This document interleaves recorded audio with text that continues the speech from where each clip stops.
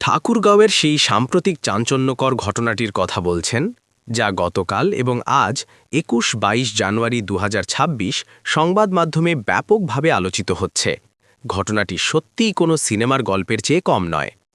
ঘটনার প্রেক্ষাপট: ঠাকুরগাঁওয়ের রানীশংকৈল উপজেলায় এই অদ্ভুত ঘটনাটি ঘটেছে। পীরগঞ্জ উপজেলার রায়হান কবির নামে এক যুবকের সাথে রানীশংকৈলের এক তরুণীর বিয়ে হয়। বরের পরিবারের দাবি, বিয়ের আগে ঘটক যে মেয়েটিকে দেখিয়েছিলেন, বাসর রাতে দেখা যায় সেই মেয়েটি বদলে গেছে।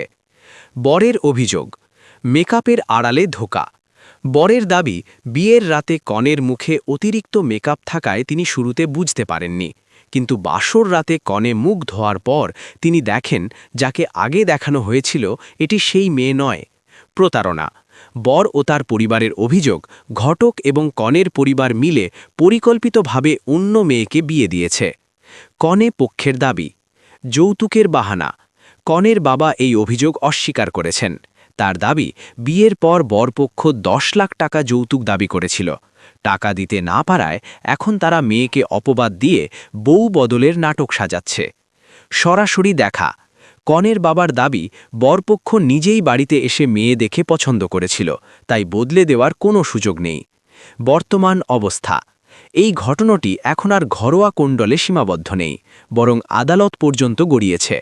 দুই পক্ষই একে অপরের বিরুদ্ধে মামলা করেছে। সর্বশেষ খবর অনুযায়ী বিষয়টি মীমাংসা না হওয়ায় আদালত বর রায়হান কবিরের জামিন নামঞ্জুর করে তাকে কারাগারে পাঠিয়েছে।